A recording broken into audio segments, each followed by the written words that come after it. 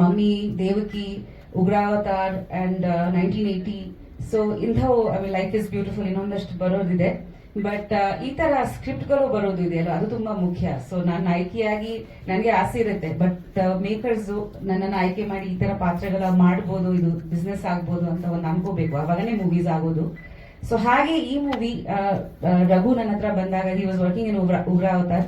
ನಂಗೆ ತುಂಬಾ ಖುಷಿ ಆಯ್ತು, ಯಾಕಂದ್ರೆ ಇದು ಬರೀ ಫಿಸಿಕಲ್ ಸ್ಟ್ರೆಂತ್ ಅಲ್ಲ, ಒಂದು ಇಂಟೆಲಿಜೆನ್ಸ್ ಮೇಲೆ ಹೋಗುತ್ತೆ. ಸೊ ಅದು ತುಂಬಾ ಇಂಪಾರ್ಟೆಂಟ್ ಹೆಣ್ಮಕ್ಳಿಗೆ. So we always think that our male counter parts ಅವ್ರು ನಮ್ಗಿಂತ ಫಿಸಿಕಲಿ ಸ್ಟ್ರಾಂಗ್ ಆಗಿರ್ತಾರೆ, ಬಟ್ ಈ ಇಂಟೆಲಿಜೆನ್ಸ್ ಇಸ್ ತುಂಬಾನೇ ಮುಖ್ಯ ಯಾವುದೋ ಒಂದು ಪ್ರೊಫೆಷನ್ ದಲ್ಲಿ ಆಗ್ಲಿ. So I think this Teekshna represents that. ತೀಕ್ಷ್ಣ ಅರ್ಥನೋ ಇಂಟೆಲಿಜೆನ್ಸ್ ಅಂತ, if I'm not mistaken. So especially ಹೆಣ್ಮಕ್ಳಿಗೆ like your daughter over here. So ನಂದು ದಿಶಾನಿ. ಸೊ ದಿಶಾನಿ ತರ ಹೆಣ್ಮಕ್ಳಿಗೆ they are my target audience. That ಈ ತರ ಚಿಕ್ಕ ಮಕ್ಕಳಿಗೆ ಕಮ್ ಆನ್ ಸ್ಟೇಜ್. ನಮ್ಗೆ ಒಂದು ಸೂಪರ್ ಹೀರೋ ಅಂದ್ರೆ ನಾವು ಯಾವಾಗ ಸ್ಪೈಡರ್ ಮ್ಯಾನ್, ಸೂಪರ್ ಮ್ಯಾನ್ ಏನೋ ಒಂದು ಅನ್ಕೊಂತೀವಿ. So for girls like her, ಕಮ್ಮಿ Dishani, for girls like her we need representation. Like ದಿಶಾನಿಗೆ ಯಾರು ಸೂಪರ್ ಹೀರೋ ಆಗ್ಬೋದು ಅಂತ. ಸೊ ದೀಸ್ ಕೈಂಡ್ ಆಫ್ ಚಿಲ್ಡ್ರನ್ಗೆ ಮೂವೀಸ್ ಆಗ್ಬೇಕು ಅಂತ ನನ್ಗೆ ತುಂಬಾ ಆಸೆ ಇದೆ. ಮಕ್ಕಳು ನೋಡಿ ಸ್ಫೂರ್ತಿ ಪಡೋದು, ಒಂದು ಮಾದರಿಯಾಗಿ ತಗೊಳ್ಳೋದು ಕ್ಯಾರೆಕ್ಟರ್ಸ್ ನಾವು ಸಿನಿಮಾದಲ್ಲಿ ರೆಪ್ರೆಸೆಂಟ್ ಮಾಡಬೇಕು. ಬಿಕಾಸ್ ಇತ್ತೀಚೆಗೆ ತುಂಬಾ ಮೂವೀಸ್ ಅಲ್ಲಿ ಹೆಚ್ಚಾಗಿ ನಾವು ವೈಲೆನ್ಸ್ ತೋರಿಸ್ತೀವಿ, ಹೆಚ್ಚಾಗಿ ನಾವು ಬೇರೆ ರೀತಿ ಅಡಲ್ಟ್ ಕಾಂಟೆಂಟ್ ಕೂಡ ಬರುತ್ತೆ.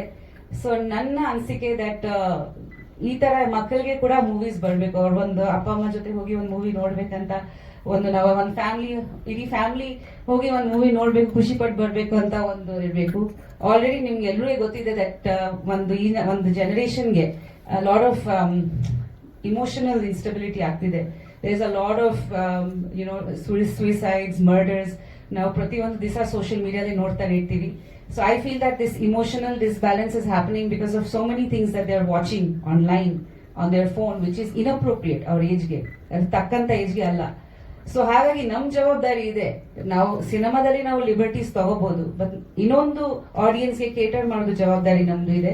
ಸೊ ಖಂಡಿತ like her age group will definitely enjoy this movie. ಅಲ್ಲಿಂದ ಅವ್ರಿಗೆ ಒಂದು ಸ್ಟ್ರೆಂತ್ ಸಿಗೋದು, ಒಂದು ಖುಷಿ ಪಡೋದು, ಒಂದು ರೋಲ್ ಮಾಡೆಲ್ ಸಿಗೋ ತರ ನಾವು ಮಾಡಬೇಕು. Because movies are very very powerful. And ನಾನು ಖುಷಿ ಪಡ್ತಿದ್ದೆ ದಟ್ ಈ ನಮ್ಮ ಮೂವಿಗೆ ಒಂದು ಸೆನ್ಸರ್ ಅಲ್ಲಿ ಕಟ್ ಸಿಗ್ಲಿಲ್ಲ, ಒಂದು ಮ್ಯೂಟ್ ಮಾಡಿಲ್ಲ, ಒಂದು ಕಟ್ ಇರ್ಲಿಲ್ಲ. ಸೊ ನಾವು ಹೇಗೆ ಕಲ್ಸಿದೀವಿ ಹಂಗ್ ಬಂದಿದೆ ಮೂವಿ. ಸೊ ತುಂಬಾ ಖುಷಿ ಆಗ್ತಿದೆ. ಅದ್ರ ಜೊತೆಲಿ I think what stands out in this movie especially is the art direction and camera work and music. Of course direction ತುಂಬಾ ಚೆನ್ನಾಗಿ ಮಾಡಿದ್ದಾರೆ ರಘು, ಕಾಂಟೆಂಟ್ ತುಂಬಾ ಚೆನ್ನಾಗಿದೆ. ಅದ್ರ ಜೊತೆಲಿ art work and I think DOP ಅವ್ರದ್ದು ಕೆಲಸ ತುಂಬಾನೇ ಚೆನ್ನಾಗಿದೆ. ಮನು ಅವರು ಅದ್ಭುತವಾಗಿ ಕೆಲಸ ಮಾಡಿದ್ದಾರೆ. ಅಂಡ್ ಮ್ಯೂಸಿಕ್, ಸೊ ನೀವು ನೋಡಿದೀರಾ ಪ್ರತಿಯೊಂದು ಫ್ರೇಮ್ ಒಂದು ತುಂಬಾ ಚೆನ್ನಾಗಿ ಬಂದಿದೆ. ಒಂದು ಹಾಲಿವುಡ್ ಮೂವಿ ತರ ಫೀಲ್ ಕೊಟ್ಟಿದ್ದಾರೆ. He's work really hard. So ನಿಮ್ಮೆಲ್ಲರಿಗೂ ಸಪೋರ್ಟ್ ತುಂಬಾ ಮುಖ್ಯ. ಥ್ಯಾಂಕ್ ಯು ಸೋ ಮಚ್ ಎಲ್ರಿಗೆ on the stage, whoever I work with in this film.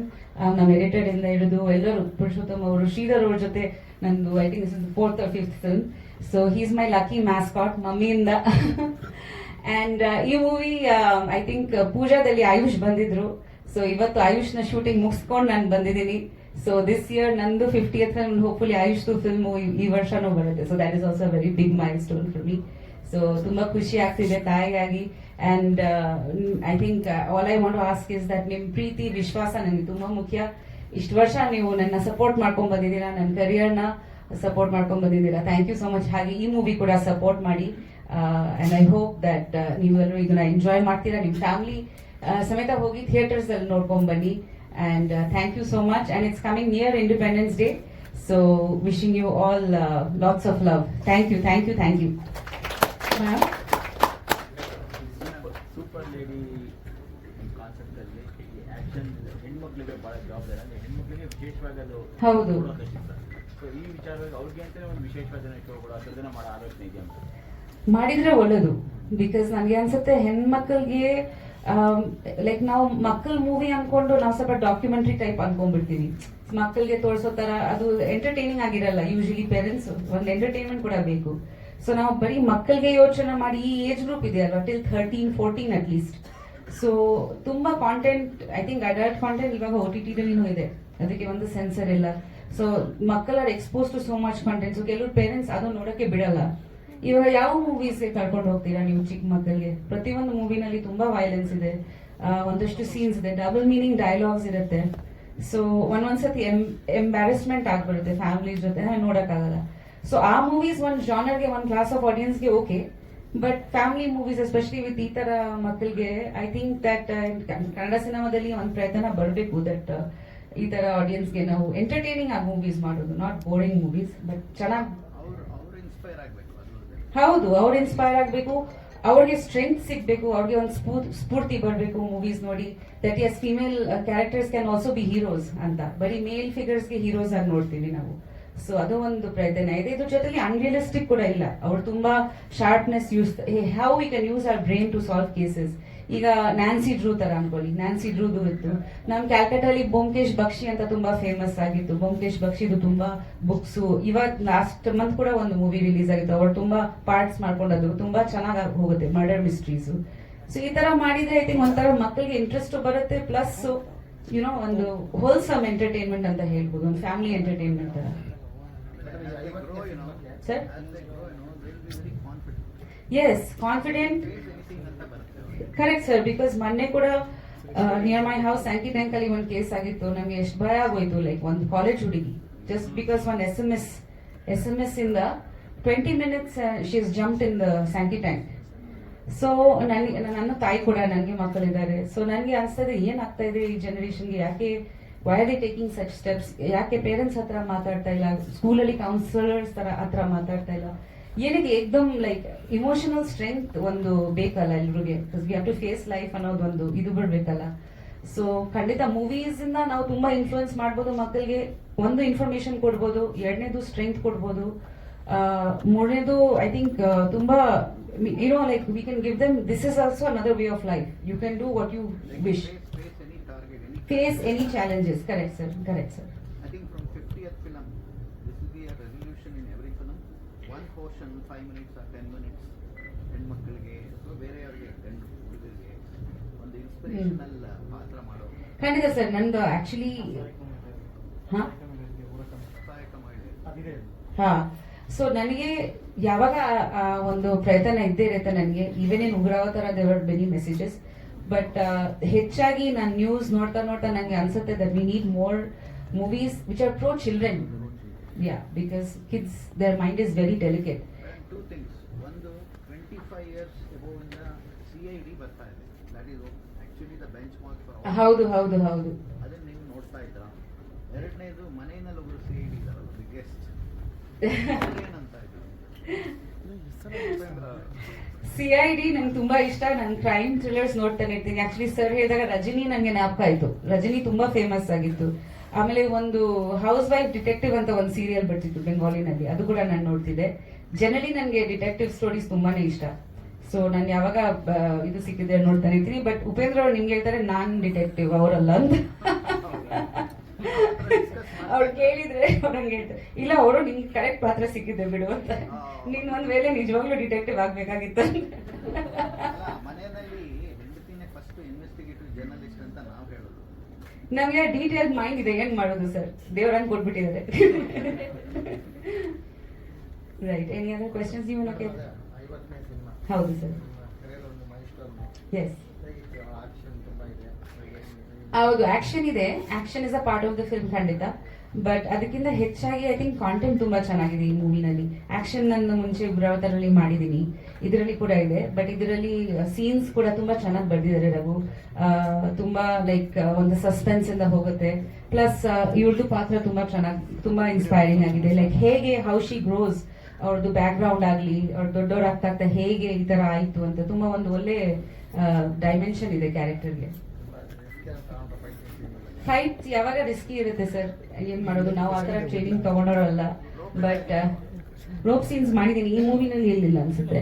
But Vijay ಅವ್ರ ಜೊತೆ ಮಾಡಿ ತುಂಬಾ ಖುಷಿ ಆಯ್ತು ಕ್ಲೈಮ್ಯಾಕ್ಸ್ ಅಲ್ಲಿ. ಅಂಡ್ ಇಲ್ಲ, ಒಂದು ಪ್ರಿಕಾಷನ್ ತಗೊಂಡ್ ಮಾಡ್ತೀನಿ. ಬಟ್ ನಾನು ಪ್ರೊಫೆಷನಲಿ ಟ್ರೈನ್ ಫೈಟರ್ ಅಲ್ಲ, ನಿಮ್ಮೆಲ್ಲರಿಗೂ ಗೊತ್ತು. ಸೊ ಕ್ಯಾರೆಕ್ಟರ್ಗೆ ತಕ್ಕಂತೆ ಎಷ್ಟು ಮಾಡಕ್ಕಾಗತ್ತೆ ನಾನು ಅಲ್ಲಿ ಪ್ರಾಕ್ಟೀಸ್ ಮಾಡಿದೀನಿ. I hope it looks good. ಅಡುಗೆ ಮನೆ ಚಾಕು ಹಿಡಿದವರು ಹೊರಗಡೆ ಚೆನ್ನಾಗಿ ಚಾಕು ಇಟ್ಟಿದ್ದೀರಾ? ಡೈರೆಕ್ಟರ್ ಮಾತಾಡೋರಿದ್ದಾರೆ, ಒಂದು quick 2 minutes. Yes. Please wait. Third. Ma'am thank you so Thank you, much, thank all you the everyone. Very best to Thank you. you. And ಮಗನ ಮೊದಲ ಸಿನಿಮಾ ನಿಮ್ಮ 50ನೇ ಸಿನಿಮಾ ಒಂದೇ ವರ್ಷದಲ್ಲಿ ಬರ್ತಿದೆ Yes, ಅಂತ thank you. ಗೊತ್ತಾಯ್ತು. Congratulations. Thank you, thank many you. More to come, Thank many you. More to go. Yes ಡೈರೆಕ್ಟ್ರೆ. Sir ಏನೂ ಇಲ್ಲ, ಪ್ರಾಮಾಣಿಕವಾಗಿ ಒಂದು ಪ್ರಯತ್ನ. ಸೆನ್ಸರ್ ಆಗ್ತಿತ್ತು, ಸೆನ್ಸರ್ ಆಗ್ಬೇಕಾದ್ರೆ ಎಲ್ಲ ಸೆನ್ಸರ್ ಮಾಡ್ಬೇಕಾದ್ರೆ ನನಗೆ ಕರೆದ್ರು ಹೊರಗಡೆ. ನನಗೆ ಭಯ ಆಗಿತ್ತು ಏನು ಕಟ್ ಮಾಡ್ತಾರೆ. ಬಟ್ ಅವರು ಒಂದು 2 ಪೇಜ್ ಲೀಸ್ಟ್ ಮಾಡ್ಕೊಂಡಿದ್ರು. ಕೇಳಿದ್ರು ಯಾರು ಡೈಲಾಗ್ ಬರೆದು ಎಜುಕೇಷನ್ ಅಂತ. ನಾನು ಆಕ್ಚುಲಿ PUC ಓದಿರೋದು, ಅದು ಇಂಗ್ಲೀಷ್ ಸ್ವಲ್ಪ ಕಡಿಮೆನೆ. ಆದರೆ ಅವರು ಪೇಜ್ ಆ ಡೈಲಾಗ್ನ ಓದಬೇಕಾದ್ರೆ ಹೇಳಿದ್ರು, ಈ ಡೈಲಾಗ್ ನೀನು ಬರೋದು ಹೌದು ಅಂತಂದೆ. ಅಂದರೆ ಪ್ರಾಮಾಣಿಕವಾಗಿ ಹೇಳ್ತೀನಿ, ಎಲ್ಲೂ ಕಟ್ ಮಾಡಲಿ. ಯಾಕಂದರೆ ಇಂಥ ಸಿನಿಮಾದಲ್ಲಿ ಆಕ್ಷನ್ ಇದೆ, ಎಲ್ಲ ಇದೆ. ಒಂದು ಪದನೂ ಕೂಡ ಒಂದು ಮಿಸ್ಟೇಕ್ ಆಗದೇ ಪರಿಪೂರ್ಣವಾಗಿ ನನ್ಗೆ ಗೊತ್ತಿರೋದನ್ನ ನಾನು ನೀಟಾಗಿ ಬರೆದಿದ್ದೆ. ಬಟ್ ಇಲ್ಲೊಂದು ಕಡೆ ಕಥೆನೇ ಕೇಳಿದ್ರು, ಒಂದು ಅರ್ಧ ಗಂಟೆ ಇಡೀ ಡೈಲಾಗ್ ಇರ್ಬೋದು, ಕತೆ ಇರ್ಬೋದು, ಪ್ರತಿಯೊಂದು ಹೇಳೋದು. ಅದ್ರಲ್ಲಿ ಒಂದೇ ಒಂದು ಮಿಸ್ಟೇಕ್ ಆಗಿತ್ತು. ಅಂದರೆ ನೀನು ಕತೆ ಮಾಡಿದೆ, ಇಷ್ಟು ನೀಟಾಗಿ ಮಾಡಬೇಡ, ಒಂದು ಡ್ರಗ್ಸ್ ಬಗ್ಗೆ ಒಂದೇನು ಕರೆಕ್ಟಾಗಿ ಹೇಳ್ಕೊಟ್ಟಿದೆ, ಹೇಳಿ ಬರ್ದಿದೆ ಅದು, ಅದನ್ನು ನೀವು ಇಷ್ಟು ಮಾಡಿಬಿಡಿ ಅಂತ ಅದನ್ನು ಕರೆಕ್ಷನ್ ಹೇಳಿದ್ರು. ನಾನು ಹೇಳೋದು ಇಷ್ಟ ಸರ್, ಪ್ರಾಮಾಣಿಕವಾಗಿ ನನಗೆ ಗೊತ್ತಿರೋ ಸಿನಿಮಾ. ನಾನೊಬ್ಬ ಹಳ್ಳಿ ರೈತನ ಮಗ, ಇವಾಗಲೂ ಅಷ್ಟೇ. ಇಲ್ಲಾರ ಕೆಲಸ ಹೋಗಿ ಊರಿಗೆ ಕೆಲಸ ಮಾಡ್ತೀನಿ, ಭತ್ತ ಎಲ್ಲ ಬೆಳಿತೀವಿ. ಆದರೆ ಏನಪ್ಪ ಅಂದರೆ ಈ ಸಿನಿಮಾದಲ್ಲಿ ನಾನು ನೀವೇನು ನೋಡಿರ್ತೀರ ಅದು ಸಾರ್ ಆಕ್ಚುಲಿ ಒಂದು ಸಂಸ್ಥೆಗೂ ಇವಕ್ಕೆ ಕಥೆನೇ ಹೇಳಿಲ್ಲ ಇದುವರೆಗೂ. ಆದರೆ ಅವ್ರ ಪೋರ್ಸನ್ ಮಾತ್ರ ಹೇಳ್ತೀನಿ. ಹಾಗಾಗಿ ಅವ್ರು ಕೇಳೋದು ನನಗೆ ಇವಾಗ ಕಥೆನೇ ಹೇಳಿಲ್ಲ, ನೀನು ಏನು ಮಾತಾಡಿ ಅಂತ. ಎಲ್ಲ ಹೇಳ್ಬಿಡ್ತಾರೆ ಅವ್ರ ಕ್ವಶನ್. ಅವ್ರ ಪರ್ಸನ್ ಇದೆ, ಬಟ್ ಕತೆ ಹೇಳಿಲ್ಲ. ಹಾಗಾಗಿ ಏನಾಗಿದೆ ಅಂತಂದ್ರೆ ಸರ್, ಇಲ್ಲಿ ಇನ್ನೊಂದು ರಿಕ್ವೆಸ್ಟು, ಈ ಸಿನಿಮಾದಲ್ಲಿ 3 ಥಾಟ್ ವೆರಿ ಇಂಪಾರ್ಟೆಂಟ್ ಸರ್. ಈ ಜಗತ್ತಲ್ಲಿ ಎಲ್ಲರೂ ಕೂಡ ಒಂದು ಸರ್ಟಿಫಿಕೇಟ್ ಬೇಕು, ಒಂದು ಡಾಕ್ಟರ್ ಆಗಬೇಕು ಅಂತಂದ್ರೆ, ಒಬ್ಬ ಲಾಯರ್ ಆಗಬೇಕು, ಎಲ್ಲ ಬೇಕು. ಅದೇ ಡಿಟೆಕ್ಟಿವ್ ನಮ್ಮ ಸಿನಿಮಾದಲ್ಲಿ ಯಾವುದೇ ಅವ್ರು ಓದಿರಲ್ಲ. ಅದೇ ಕಥೆನ ಪ್ರಮುಖವಾದ ಒಂದು ಲೈನ್. ಇದು ಹುಟ್ಟಿರೋ ಕಾರಣ ಏನಪ್ಪ ಅಂತಂದ್ರೆ, ಫಸ್ಟ್ ನಾವು ಏನು ಕೊರಗಾಜ್ ಅಂತ ಒಂದು ದೇವರಿಗೆ ನಾವು ಮತ್ತೆ ಇವ್ರು ಹೋದಾಗ ಅವತ್ತು ಬಂದು ಆ ತೀಕ್ಷ್ಣ ಒಂದು ಕ್ಯಾರೆಕ್ಟರ್ ನಾನು ಹೇಳಿದೆ. ಒಂದು ಡಿಟೆಕ್ಟಿವ್ ಬಗ್ಗೆ ಮಾತಾಡಬೇಕಾದ್ರೆ ಮೇಡಮ್ ಹೇಳಿದೆ, ಸರ್ ತೀಕ್ಷ್ಣ ಅನ್ನೋ ಕ್ಯಾರೆಕ್ಟರ್ ಇದೆ ಮೇಡಮ್, ಈ ಥರ ಅವಳು ಓದಿರಲ್ಲ, ಅನ್ಎಜುಕೇಟೆಡ್ ಇರ್ತಾನಾಗ ಅವತ್ತೇ ಹೇಳಿದ್ರು ಅವರು. ಮನೆಗೆ ಹೋಗಿ ಉಪ್ಪಿ ಸರ್ ಜೊತೆ ಡಿಸ್ಕಷನ್ ಮಾಡಿ ಟೈಟ್ಲು ಬೇರೆ ಇಲ್ಲ ತೀಕ್ಷ್ಣ ಇಕ್ಕೆ ಅಂತ. ಈ ಟೈಟ್ಲ್ಗೆ ಮುಖ್ಯವಾದ ಕಾರಣ ಏನಪ್ಪ ಅಂದ್ರೆ ಉಪ್ಪಿ ಸರ್. ಯಾಕಂದ್ರೆ ಪ್ರಾಮಾಣಿಕವಾಗಿ ಹೇಳ್ತೀನಿ, ಡಿಟೆಕ್ಟಿವ್ ತೀಕ್ಷ್ಣ ಅನ್ನೋ ಟೈಟ್ಲ್ನ ಇಕ್ಕು ಚೆನ್ನಾಗಿದೆ ಅಂತ. ಆಕ್ಚುಲಿ ಇದು ಪೇಪರ್ ಹೇಳ್ಬೇಕಾದ್ರೆ ಅವತ್ತು ಟೈಟ್ಲೇ ಇರಲಿಲ್ಲ. ಈ ಕ್ಯಾರೆಕ್ಟರ್ ಹಿಡ್ಕೊಂಡೆ ಅವತ್ತು ಎಲ್ಲ ಕಡೆ ಪೇಪರ್ ಆರ್ಟಿಕಲ್ ಮಾಡಿದ್ರಿ. ಯಾಕಂದ್ರೆ ಇಷ್ಟು ಪೇಪರ್ ನೀವೇ ಕಾರಣ.